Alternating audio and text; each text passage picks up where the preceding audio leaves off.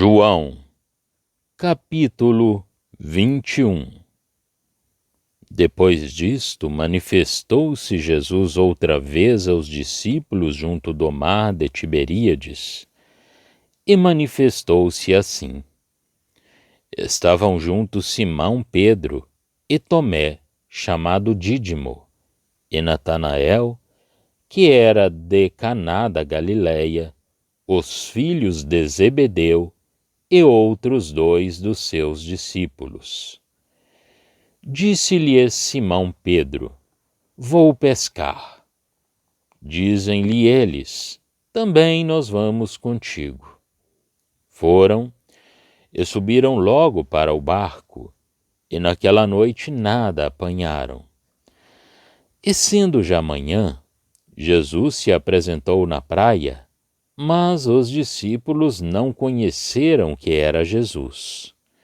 Disse-lhes, pois, Jesus: Filhos, tendes alguma coisa de comer?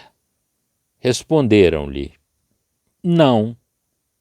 E ele lhes disse: Lançai a rede para o lado direito do barco e achareis.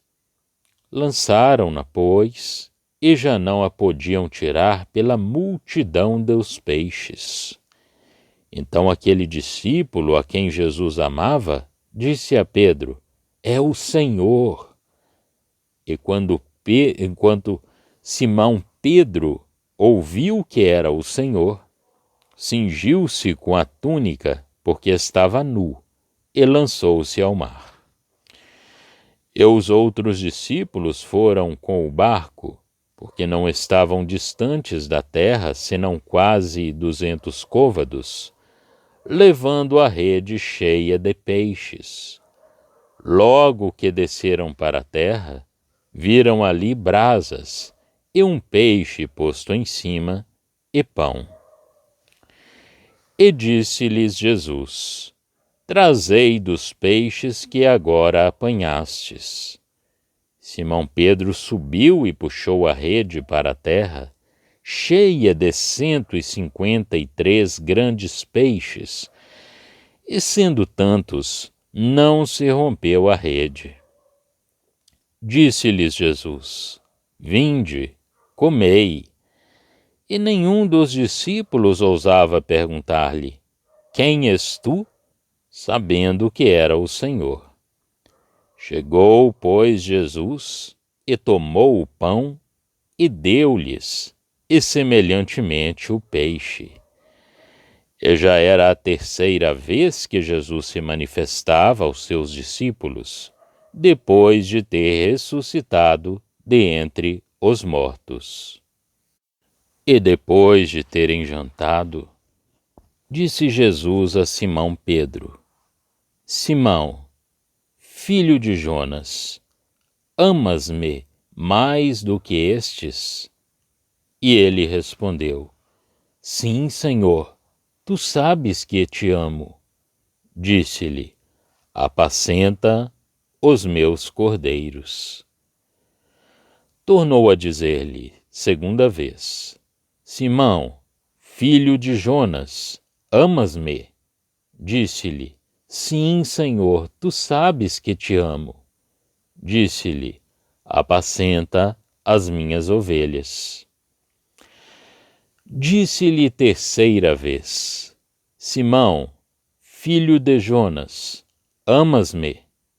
Simão entristeceu-se por lhe ter dito 3ª vez: Amas-me? E disse-lhe: Senhor, tu sabes tudo, tu sabes que eu te amo. Jesus disse-lhe: Apacenta as minhas ovelhas. Na verdade te digo que quando eras mais moço, te cingias a ti mesmo e andavas por onde querias. Mas quando já fores velho, estenderás as tuas mãos, e outro te cingirá, e te levará para onde tu não queiras.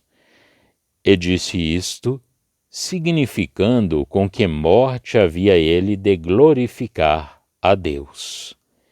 E dito isto, disse-lhe: segue-me. E Pedro, voltando-se, viu que o seguia aquele discípulo a quem Jesus amava, e que na ceia se recostara também sobre o seu peito, e que dissera: Senhor, quem é que te há de trair? Vendo Pedro a este, disse a Jesus: Senhor, e deste, que será? Disse-lhe Jesus: Se eu quero que ele fique até que eu venha, que te importa a ti? Segue-me tu. Divulgou-se, pois, entre os irmãos este dito, que aquele discípulo não havia de morrer. Jesus, porém, não lhe disse que não morreria, mas, se eu quero que ele fique até que eu venha, que te importa a ti? Este é o discípulo que testifica destas coisas e as escreveu. E sabemos que o seu testemunho é verdadeiro. Há, porém, ainda muitas outras coisas que Jesus fez, e se cada uma das quais fosse escrita, cuido que nem ainda o mundo todo poderia conter os livros que se escrevessem. Amém. João, capítulo 21. Este capítulo, dando um novo testemunho à ressurreição de Jesus, dá-nos também o quadro da obra milenária de Cristo, verso 13. E dali até o fim, a sorte particular, quer de Pedro, quer de João, em relação com o serviço que um e outro deviam prestar a Cristo. Porém, a aplicação disto limita-se à terra, porque os discípulos tinham conhecido Jesus na terra. É Paulo quem nos dá a posição celeste de Cristo e da Igreja, mas esse assunto não é tratado aqui. Conduzidos por Pedro, vários dos apóstolos vão pescar. O Senhor encontra-se com eles nas mesmas circunstâncias em que os encontrou no princípio e revela-se-lhes da mesma maneira. João compreende imediatamente que é o Senhor, e Pedro, com a sua energia habitual, atira-se à água para ir ter com ele. Note-se que nos encontramos aqui no campo dos evangelhos históricos. Quer dizer que o milagre da captura dos peixes se liga à obra de Jesus na terra e encontra-se na esfera da sua primeira associação com seus discípulos. É a Galileia e não a Betânia. Não tem o caráter habitual da doutrina do Evangelho segundo João, que nos apresenta a pessoa divina de Jesus fora de toda questão de dispensação neste mundo, e eleva os nossos pensamentos muito acima de tais questões. Aqui, acabando de esboçar o resultado da manifestação da pessoa divina de Jesus e da sua obra, esboço que o capítulo 20 nos deu, o evangelista coloca-se pela primeira vez no ponto de vista do Evangelho de Mateus, quer dizer, da manifestação do Cristo e dos frutos que daí resultam em relação com a terra. Assim, a aplicação desta passagem às relações terrestres do Senhor não é somente uma coisa que a narrativa sugere ao pensamento, mas também algo que se apoia nos ensinamentos gerais da palavra. Todavia, há uma diferença notável entre o que nos é relatado em Lucas acerca da pesca milagrosa e o que é exposto aqui. Na primeira cena, os botes quase se afundavam e as redes rompiam-se. Aqui dá-se precisamente o contrário. E o Espírito Santo assinala esta circunstância como distintiva. A obra milenária de Cristo não se altera. Jesus está presente depois da sua ressurreição, e o que ele faz não fica sob a responsabilidade do homem quanto ao seu efeito neste mundo. A rede não se rompe. De igual modo, quando os discípulos vêm com os peixes que pescaram, Jesus já os tem sob a sua mão. Verso 9.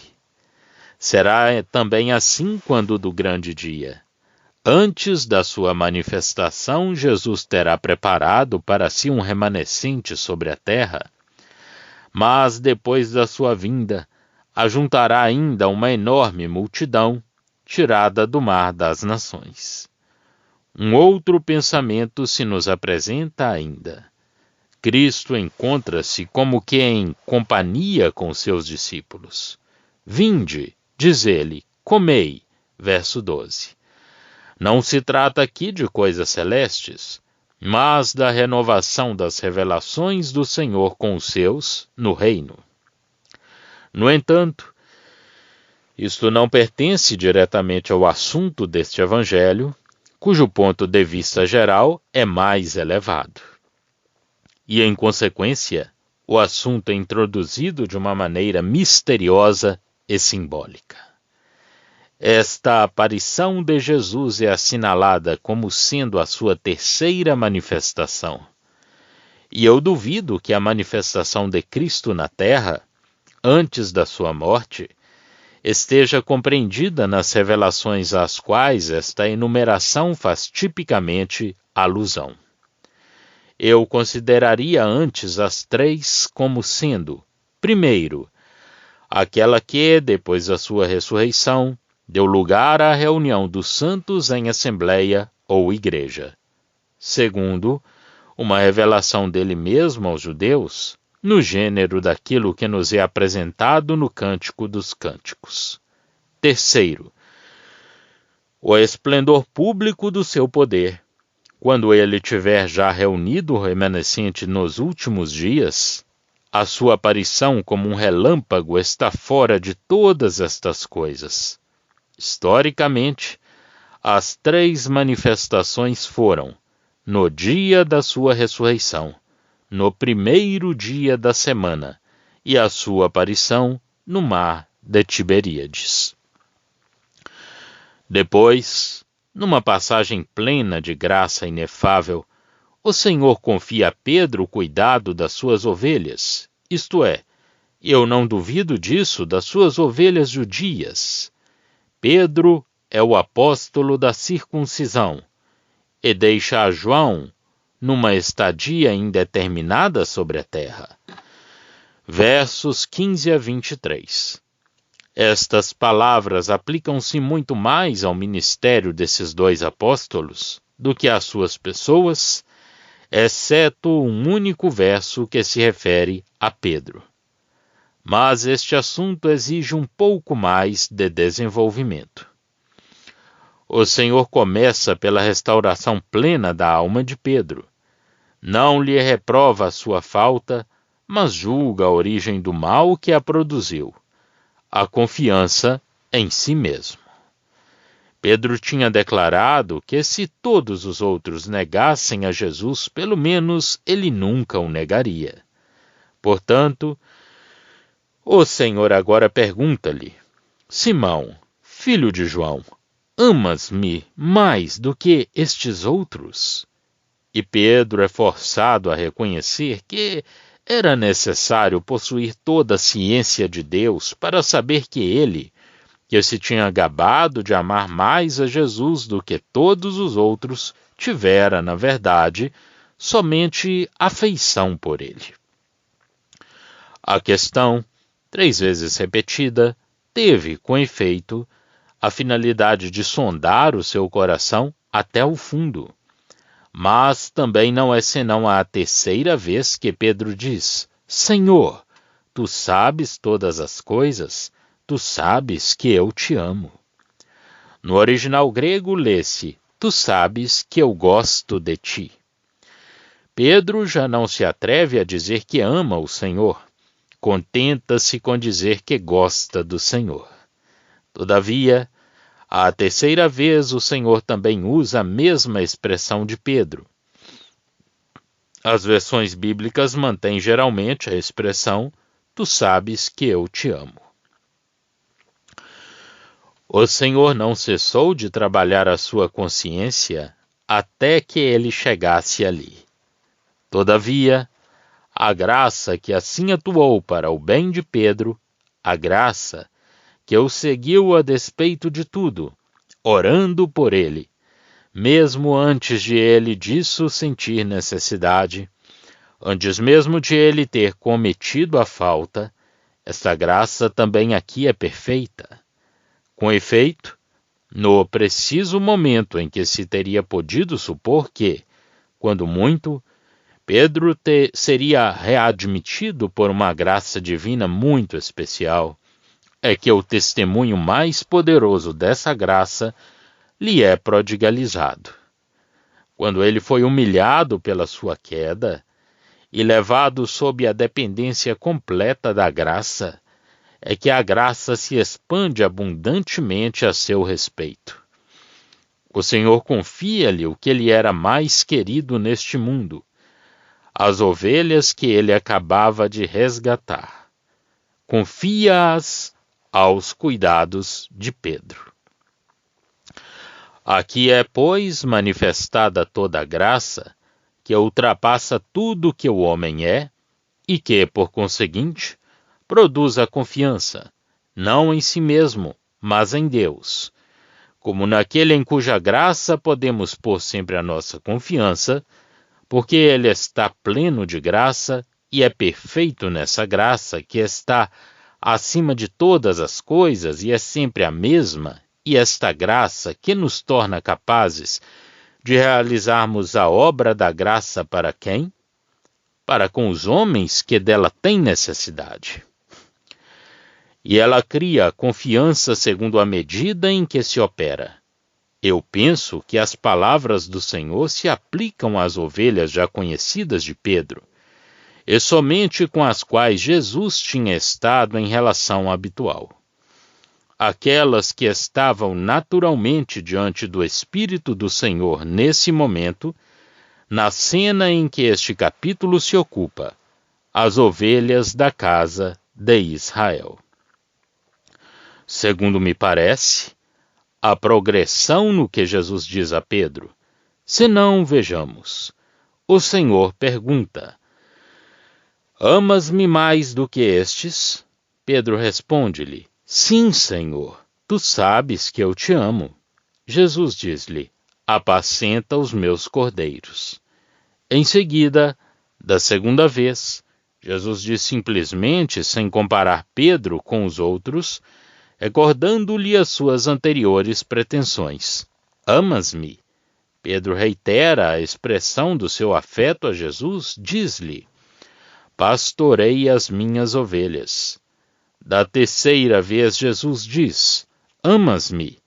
empregando a mesma expressão de Pedro, e Pedro responde, como vimos, apercebendo-se do emprego das suas palavras pelo Senhor. Mas Jesus diz-lhe: "Apacenta as minhas ovelhas." Os laços entre Pedro e Cristo, conhecido neste mundo, tornavam Pedro apto a pastorear o rebanho do remanescente de Israel, apto a alimentar os cordeiros, mostrando-lhes o Messias tal como ele tinha sido, e apto a agir como um pastor, conduzindo aqueles que estavam mais avançados, dando-lhes alimentos. Mas a graça do Salvador não se detinha ali. Pedro poderia ter tido o desgosto que lhe fazia sentir, embora fosse perdoado e restaurado, o sentimento de ter falhado, quando a ocasião da comparência de Jesus no tribunal perante os seus juízes lhe tinha sido apresentada, não confessando o Senhor no momento crítico. Jesus assegura-lhe que aquilo que ele não tinha podido fazer pela força da sua própria vontade, lhe seria concedido pela vontade de Deus.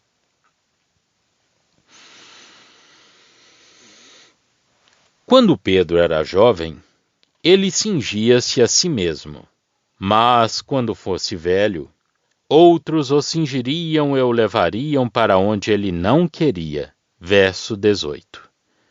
Pela vontade de Deus, se lhe ia dado morrer pelo Senhor, o que ele tinha pretendido fazer outrora pelas suas próprias forças. Agora que Pedro estava humilhado, colocado inteiramente sob a graça e compreendia que não tinha força nenhuma, que sentia sua dependência do Senhor, a sua completa incapacidade, se fiasse nas suas próprias forças, agora, repito, Jesus chama-o para o seguir. O que Pedro tinha pretendido fazer quando o Senhor lhe dizia que ele não podia fazê-lo. Era o que o coração de Pedro desejava, e o Senhor lhe concedia. Pastoreando aqueles que Jesus tinha continuado a apacentar até a morte, Pedro veria Israel rejeitar todas as coisas celestes, como Jesus tinha visto fazer, e a sua obra acabar tal como Jesus tinha visto acabar a sua. O julgamento prestes a chegar, começando pela casa de Deus. Depois da história de Pedro, vem a história do discípulo que Jesus amava. João, tendo ouvido, sem dúvida, o chamamento dirigido a Pedro, segue também a Jesus. E Pedro, ligado a ele, como já vimos, pelo seu comum afeto pelo Salvador, pergunta o que deveria acontecer-lhe a ele também. A resposta do Senhor declara quais seriam a porção e o ministério de João, mas em relação à terra, segundo me parece. A declaração enigmática do Salvador é, no entanto, tão notável quanto importante. Se eu quero que ele permaneça até que eu venha, que te importa a ti? Por essa razão, os discípulos pensam que João não morreria. Mas o Senhor não dissera isso. É uma advertência para não darmos nós um sentido às suas palavras, em vez de recebermos esse sentido. E ao mesmo tempo, a prova de que o auxílio do Espírito Santo nos é necessário para nos dirigir na compreensão das palavras do Salvador. Porque, literalmente, as palavras podiam muito bem ser tomadas nesse sentido. Escutando eu próprio, espero, esta advertência, vou expor o que penso ser o alcance das palavras do Senhor e que nos dá a chave de muitas outras expressões semelhantes. Nas narrativas contidas nos Evangelhos, nós estamos em relação com a terra, isto é, estamos comprometidos nas relações de Jesus com a terra. Edificada em Jerusalém sobre a terra, a Assembleia ou Igreja, enquanto casa de Deus, é formalmente reconhecida como tomando o lugar da casa de Jeová em Jerusalém. A história da Igreja formalmente estabelecida como um centro na terra terminou com a destruição de Jerusalém.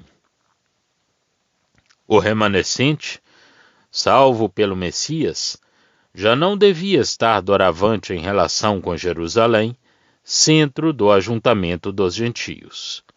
E, neste sentido, a destruição de Jerusalém punha judicialmente fim ao novo sistema de Deus na terra, sistema este promulgado por Pedro, ainda entre eles. Atos 3. Em relação com esse mesmo sistema, Estevão declara aos judeus a sua resistência ao Espírito Santo, que era enviado como um mensageiro após aquele que tinha ido receber o reino para voltar em seguida. Entretanto, Paulo era eleito pelo Senhor de entre esses inimigos da Boa Nova, ainda dirigida aos judeus pelo Espírito Santo após a morte de Jesus, e separado dos judeus e dos gentios para ser enviado a estes, cumprindo assim uma obra nova, oculta aos antigos profetas, a saber, a reunião de uma Assembleia Celeste sem distinção de judeu ou gentio.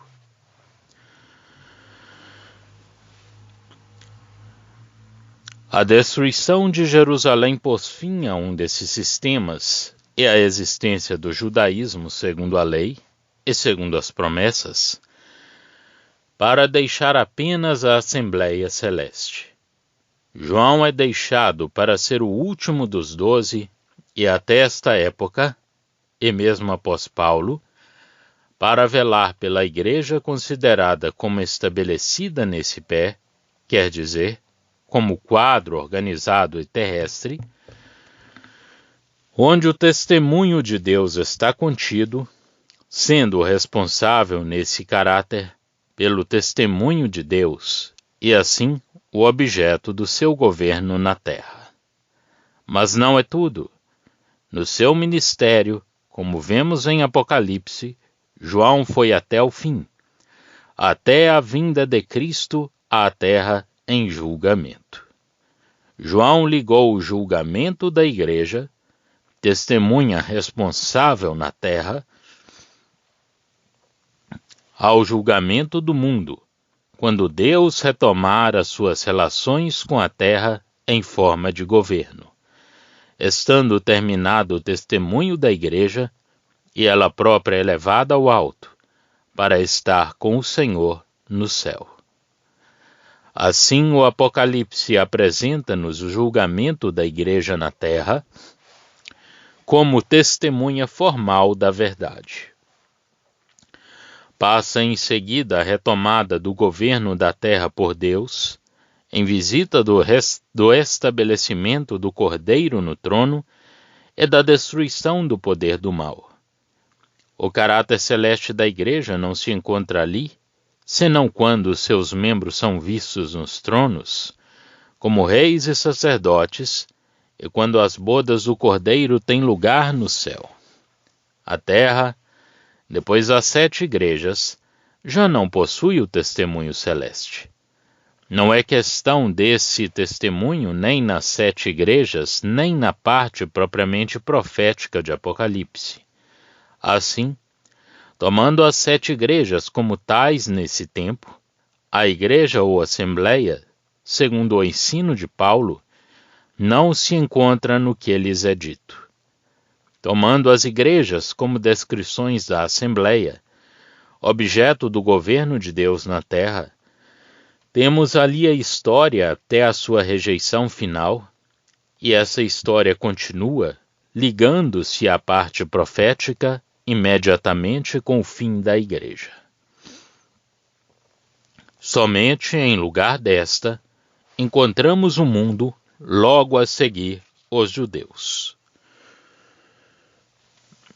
Assim, é-nos apresentado na vida ministerial e nos ensinamentos de Pedro e de João toda a história religiosa terrestre, desde o princípio até o fim, começando pelos judeus, como continuação das relações pessoais de Cristo com eles, atravessando toda a época cristã, encontrando-se após o fim da história terrestre da Igreja, no campo das relações de Deus com o mundo, compreendendo o remanescente judeu, em vista da introdução do seu filho primogênito no mundo. Este último glorioso acontecimento termina a história que tinha começado com a sua rejeição. Paulo está num campo inteiramente diferente. Vê a igreja como sendo o corpo de Cristo unido a ele nos céus. A vinda de Jesus, de que se fala no fim deste evangelho, é a sua manifestação na terra. E João, que ficou pessoalmente aqui até o fim de tudo aquilo que era introduzido pelo Senhor em relação com Jerusalém, continuou quanto ao seu ministério até a manifestação de Jesus neste mundo. Portanto, em João duas coisas se apresentam para nossa instrução. Por um lado, o ministério deste apóstolo, tanto quanto ele se liga às dispensações e aos caminhos de Deus, não ultrapassa o que é terrestre. A vinda de Jesus e a sua manifestação para completar esses caminhos e para estabelecer o governo de Deus. Por outro lado, o ministério de João fixa os nossos olhares sobre a pessoa de Jesus, que está acima e fora de todas as dispensações e de todos os caminhos de Deus, exceto como sendo ele a manifestação do próprio Deus. João não se ocupa do assunto da igreja, como Paulo o faz. É a Jesus pessoalmente, ou às relações de Deus com a terra, que o seu testemunho se refere. João apresenta o Pai manifestado no Filho, Deus declarado pelo Filho que está ao seio do Pai, e isto como sendo a vida eterna. Deus e a vida assim manifestados a nós. O alvo de Paulo é revelar a nossa apresentação a Deus em Cristo. Embora cada um deles, de passagem, faça alusão a outros pontos de doutrina, um é caracterizado pela apresentação de Deus e da vida eterna a nós. E o outro é caracterizado pela nossa apresentação a Deus. A Epístola de Paulo apresenta-nos a reprodução da vida de Cristo em nós, garantindo-nos assim de toda falsa pretensão. Mas por estas duas partes da verdade, a pessoa de Jesus e o verdadeiro caráter da sua vida em nós, Deus dá à fé um apoio precioso quando falta tudo o que pertence ao corpo de testemunho. Jesus é pessoalmente o objeto da fé, aquele em que nós conhecemos Deus. Mesmo a vida de Jesus reproduzida em nós, na qualidade de vivificados por Jesus. Isso é verdadeiro para sempre e é a vida eterna, mesmo quando estivermos sós, sem a igreja na terra. E isto faz-nos atravessar as ruínas da igreja, em possessão do que é essencial e do que durará para sempre. O governo de Deus decidirá do resto. Somente o nosso privilégio e o nosso dever é de guardar a porção de Paulo do testemunho de Deus, tanto tempo quanto, pela graça, o pudermos fazer. Note-se também que a obra de Pedro e de Paulo consiste em juntar em um tanto a circuncisão como os gentios. João é conservador, mantendo o que é essencial na vida eterna. Relata o juízo de Deus, que se abaterá sobre o mundo, mas como um assunto fora das suas próprias relações com Deus, cuja expressão forma a introdução e o exórdio do Apocalipse. João segue a Jesus, quando Pedro é chamado, porque embora Pedro se ocupasse da chamada dos judeus, como Jesus se tinha ocupado, João, sem ser chamado para essa obra, seguiu a Cristo no mesmo campo. O Senhor explica no seu procedimento, como vimos já. Os versos 24 e 25 são uma espécie de inscrição no livro. João está longe de ter relatado tudo o que Jesus fez. Conservou no seu testemunho o que revelava Jesus como sendo a vida eterna. Mas, quanto às suas obras, elas não poderiam ser numeradas. Pela graça de Deus, pude expor estes 4 preciosos livros dos Evangelhos, tanto quanto Deus me concedeu fazê-lo, nos seus grandes princípios.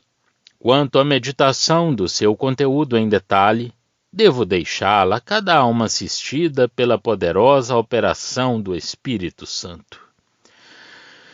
Porque, meditando estes livros em pormenor, quase se poderá dizer como o apóstolo: o mundo inteiro não poderia conter os livros que seriam escritos. Que Deus, na sua misericórdia e no seu amor, introduz as almas no gozo das fontes inesgotáveis de graça e de verdade que em Jesus se encontram. Fim dos estudos em João.